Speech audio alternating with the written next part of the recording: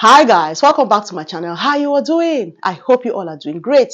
Yes, your girl is back with another interesting video I know you are going to love. In today's video, I'm going to be reacting on a video titled 7 Things You Should Never Do in the Philippines as a Foreigner.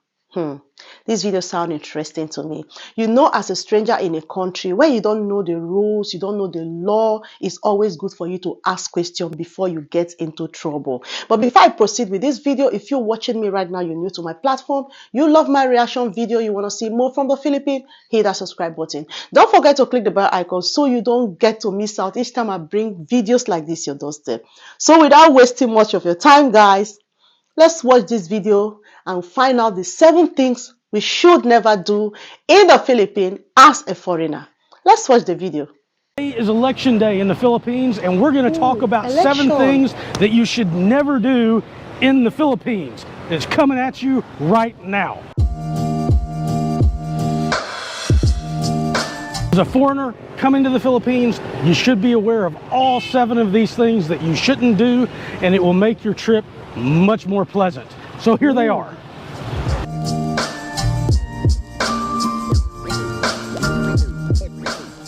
Number 1, never ever try to buy alcohol or consume alcohol the day of or the day before an election. It's actually a crime here to buy, to sell, to give away, or to drink liquor the day before an election or the day after.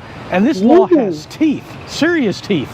You could go to prison for 1 to 6 years and there is no probation. Prison for 1 to 6 years for drinking alcohol a day or on the day of for drinking alcohol a day before election or on the election day. Wow, this is serious. This is really serious. Let's keep watching. Number 2, and another election law here in the Philippines, is that you cannot campaign the day before an election. There's actually a cooling off period. Of course, if you're a foreigner coming here, you ought not be campaigning, period, because that's not consistent with the law here either.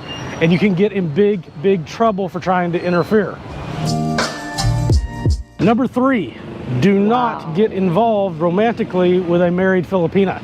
It is actually a crime to commit adultery here in the Philippines, and both the man who's committing the adultery and the woman can go to prison for that. However, it is not a crime for a man to have an affair with an unmarried Filipina unless he's financially supporting her.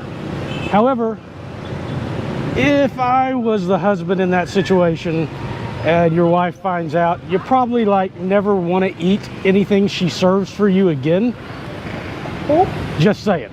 In fact, where I come from, the state I live, it's a grounds for divorce to try to poison your husband. Not poison your wife, but poison your husband. So you wonder where these laws came from. You know, in retrospect, just don't cheat, period. Whatever country you're in. This is interesting, guys. Number 4, do not get confrontational here in the Philippines. As a foreigner, just be happy that you're here. Don't try yelling at people when you don't get your way. This is a country where people do not scream and yell at each other when they're displeased in public. It is a losing of face, and you do not want to do that here. It's not like in your home country where people will tolerate you more being a jerk. It's not going to happen here.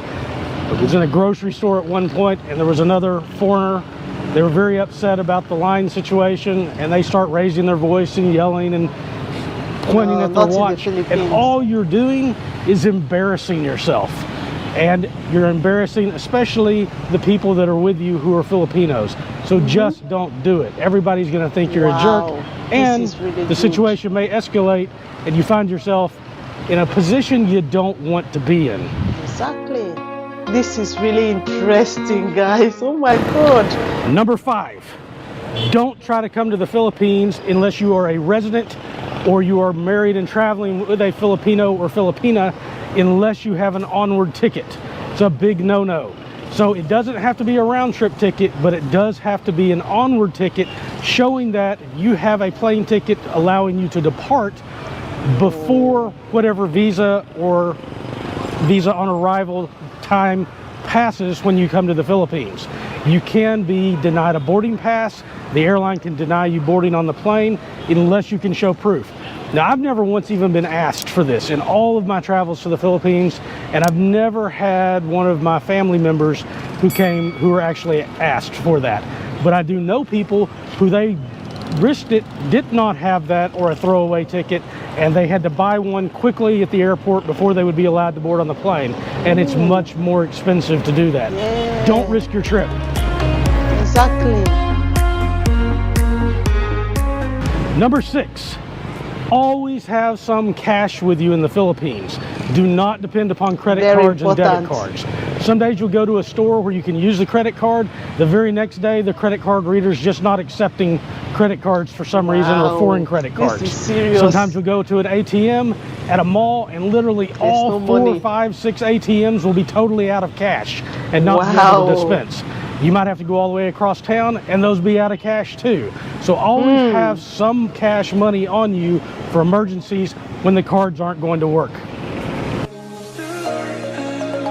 This is interesting. Finally, number 7, do not try to cut line here in the Philippines. In fact, don't try to cut line anywhere in the world. It's just rude. But it's especially rude here in the Philippines. And occasionally you will see people who are bypassing the line, and that's because stores have a special exception in the Philippines for elderly people, handicapped people, and pregnant women. So when you see that, be glad that those people are actually getting some privilege of being in that position. Something that we ought to consider when we're in America doing and making it a little nicer. Don't do it there. Oh, this Some is people so in the Philippines felt so strongly about this trying to jump line or cut queue that several years ago there was legislation that was proposed that would actually make it a crime to try to cut in line at the grocery store or the Jollibees or some sort of government offices. I can't tell if it ever passed or not, but it definitely was proposed in the legislature because I read some of it. Please do not do these 7 things as a foreigner in the Philippines. When you go to spend your holiday there, make sure you ask questions. If you don't understand, ask questions so you know the things to do and the one not to do. I'm going to be stopping here for today, but let me know what you think about this video in the comment section. See you all on my next one. Bye.